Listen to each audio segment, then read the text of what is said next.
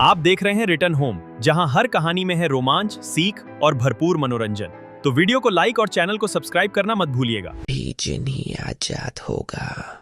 यह सुनकर अर्जुन चौंक गया। एक छोटे से गांव में एक गरीब लड़का रहता था जिसका नाम अर्जुन था। उसके साथ उसकी छोटी बहन मीरा और उनके बूढ़े दादाजी रहते थे। उनका घर मिट्टी का बना था और उनका गुजारा बहुत मुश्किल से होता था।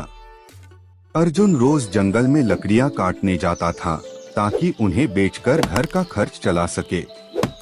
मीरा घर पर रहकर दादाजी की देखभाल करती थी। दादाजी अक्सर उन्हें पुरानी जादुई और चमत्कारी कहानियां सुनाते थे। एक दिन अर्जुन जंगल से लकड़ियां काटकर गांव लौट रहा था। रास्ते में उसे एक गांव की महिला मिली। उसने अर्जुन से कहा, अर्जुन बेटा, मेरे घर पर लकड़ियां खत्म हो गई हैं। क्या तुम मुझे कुछ लकड़ियां दे दोगे? काकी, आज मैं ये लकड़ियां सेठ जी के घर ले जा रहा हूँ, आप कल ले लेना।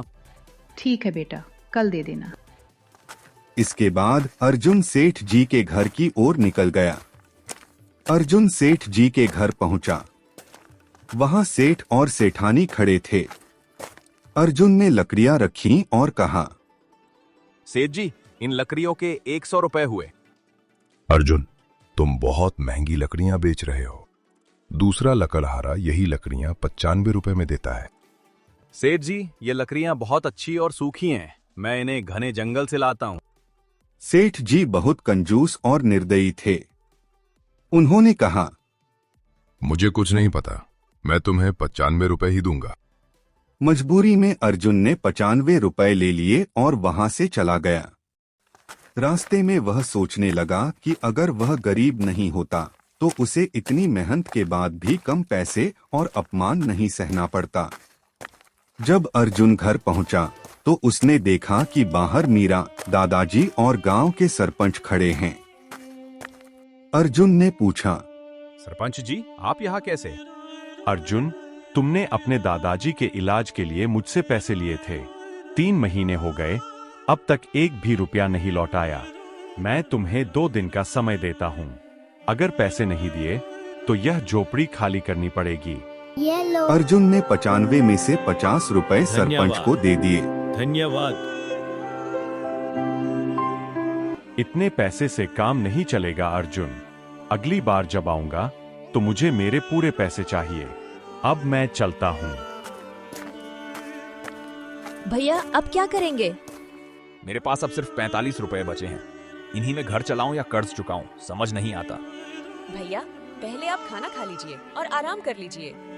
रात को खाना खाने के बाद सब दादाजी के पास कहानी सुनने बैठे। अर्जुन बेटा, मेरी वजह से तुम्हें इतनी परेशानी हो रही है। सरपंच जी ने सिर्फ 2 दिन का समय दिया है। अब तुम पैसे कैसे जुटाओगे? दादाजी, आप चिंता मत करें, सब ठीक हो जाएगा। राधा रानी की कृपा से सब अच्छा होगा। आप बस कहानी सुनाइए। आज मैं तुम्हें जादुई बक्से की कहानी सुनाता हूँ। गांव के पूर्व दिशा में एक सूखा कुआं है। उस कुएं के अंदर एक सुरंग है जो एक जादुई दुनिया में जाती है। वहां एक गुफा है जिसमें एक जादुई बक्सा रखा है। उस गुफा की रक्षा एक जिन करता है। वह जिन अच्छा है, लेकिन गुस्सा होने पर खतरनाक हो सकता है। बहुत समय पहले एक आदमी वहां गया था, लेकिन वापस नहीं आया। दादाजी, क्या ये सच है? बेटा, ये अफवाहें बहुत पुरानी हैं। ये पीढ़ी दर पीढ़ी कहानी के रूप में चलती आ रही है और बच्चों को सुनाई जाती है। अब तुम दोनों सो जाओ, रात बहुत हो गई है। अगले दिन अर्जुन फिर लकड़ियां काटने के लिए जंगल की ओर निकल पड़ा। रास्ते में चलते चलते उसे फिर वही गांव की महिला मिली और उसने अर्जुन से कहा, अर्जुन बेटा, आज लकड़ियां देना मत भूलना। हाँ काकी, आज शाम तक दे दूंगा। फिर अर्जुन लकड़ी काटने के लिए जंगल की ओर चला गया।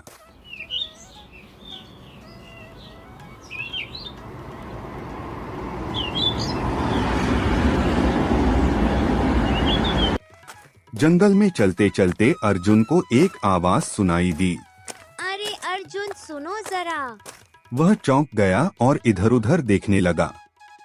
तभी दोबारा से आवाज आई। अर्जुन इधर देखो, मैं बोल रहा हूँ। तुम तो एक पक्षी हो। मैं एक जादुई पक्षी हूँ। मैं तुम्हारी मदद कर सकता हूँ। मैंने तुम्हारी सारी बातें सुनी हैं। दादाजी की कहानी सच है।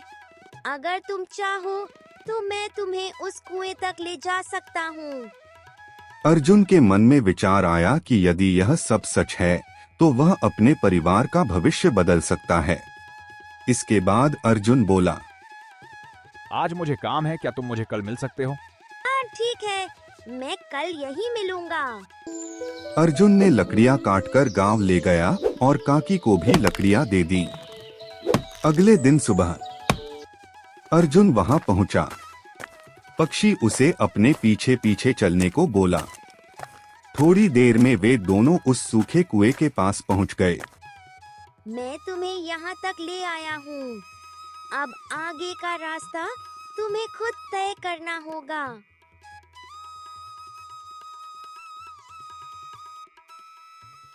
मुझे नीचे जाना होगा। अर्जुन हिम्मत करके कुएं के अंदर उतर गया। क्या मैं कर पाऊंगा? अवश्य तुम कर सकते हो।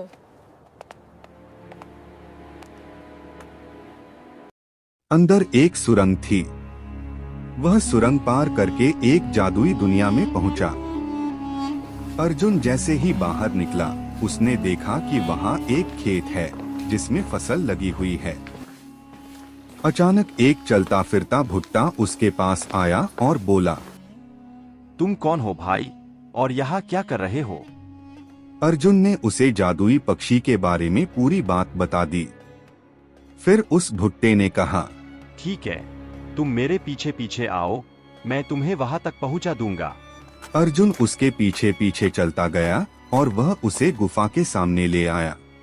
अर्जुन, तुम जिस गुफा तक पहुँचने की इच्छा रखते थे, यही वही गुफा है। अब तुम निडर होकर इसके अंदर जा सकते हो और ध्यान से देख सकते हो कि इसमें क्या छिपा है। मैं अब यहाँ से चलता हूँ। जैसे ही अर्जुन गुफा के अंदर जाने लगा, अचानक एक जिन प्रकट हुआ। तुम कौन हो और यहाँ क्या कर रहे हो? मुझे एक जादुई पक्षी ने यहाँ भेजा है। कोई भी तुम्हें भेजे, लेकिन तुम अंदर नहीं जा सकते। मुझे अंदर जाना है, मुझे बताओ मैं कैसे जा सकता हूँ। अगर तुम मुझे इस कैद से आजाद कर दोगे तो मैं तुम्हें जादुई बक्सा खुद लाकर दे दूंगा। ठीक है, बताओ मैं तुम्हें कैसे आजाद कर सकता हूँ। मुझे एक बुरी जादूगरनी ने कैद कर रखा है। अगर तुम उसे हरा दोगे तो मैं आजाद हो जाऊंगा। तुम्हें मेरे साथ उस जगह चलना होगा जहां वह जादूगरनी रहती है। इसके बाद जीनी अर्जुन को उस जादूगरनी के पास ले गया।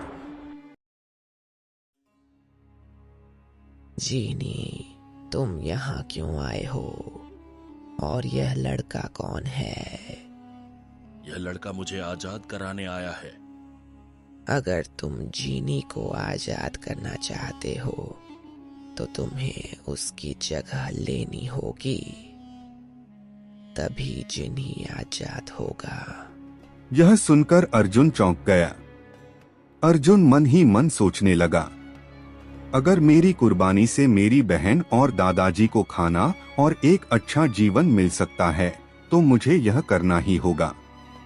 फिर अर्जुन बोला, ठीक है, मैं जीनी की जगह लेने के लिए तैयार हूँ, लेकिन एक वादा करो, जादुई बक्सा मेरे घर पहुँचा देना ताकि मेरा परिवार सुरक्षित रह सके। ठीक है अर्जुन, मैं तुमसे वादा करता हूँ। जादूगरनी ने मंत्र पढ़े और जादू किया। तभी वह दोनों उस गुफा के अंदर पहुंच गए जहां जादुई बक्सा रखा था। अर्जुन ने देखा कि उसे कुछ नहीं हुआ। उसने जीनी से पूछा, मुझे कुछ क्यों नहीं हुआ? मैं तो तुम्हारी जगह लेने वाला था ना। अर्जुन, यह एक परीक्षा थी। यहाँ आने वाले सभी लोगों की मैं परीक्षा लेता हूँ, लेकिन सब असफल हो जाते हैं। तुम पहले व्यक्ति हो जो पास हुए हो। अब यह जादुई बक्सा तुम्हारा है। तुम्हारा बहुत बहुत धन्यवाद जीनी। अब मैं अपने परिवार की जिंदगी संवार सकता हूँ। धन्यवाद कहने की जरूरत नहीं है अर्जुन। तुम जैसे सच्चे और अच्छे लोग ही ऐसी परीक्षा पास करते हैं। हमेशा सच के रास्ते पर चलना। अब तुम जैसे ही इस बक्से को छुओगे, तुम तुरंत अपने घर पहुंच जाओगे। जैसे ही अर्जुन ने जादुई बक्से को छुआ, वह तुरंत अपने गांव पहुंच गया। भैया ये बक्सा कहाँ से आया? ये वही जादुई बक्सा है जिसकी कहानी दादाजी ने सुनाई थी। चलो अब दादाजी के पास चलते हैं। दादाजी, ये वही जादुई बक्सा है जिसके बारे में आपने बताया था। अर्जुन बेटा, तुम्हें यह बक्सा कहाँ से मिला? मुझे पूरी बात बताओ।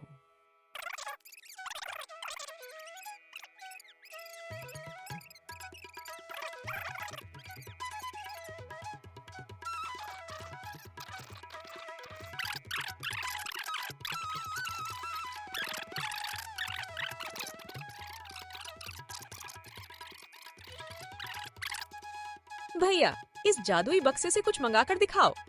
हे जादुई बक्से, हमें स्वादिष्ट खाना दे दो। भैया ये तो सच में जादू है। इससे हम और क्या क्या मंगा सकते हैं? इससे हम सब कुछ मंगा सकते हैं। अभी मैं सरपंच जी का कर्ज चुका देता हूँ। जादुई बक्से, मुझे 10,000 रुपए दे दो। अर्जुन सरपंच जी के घर गया और अपना सारा कर्ज चुका दिया। फिर उसने सरपंच जी से कहा, सरपंच जी, मैंने आपका सारा कर्ज चुका दिया है। अब मुझ पर आपका एक भी रुपया बाकी नहीं है। धन्यवाद। अब मैं चलता हूँ।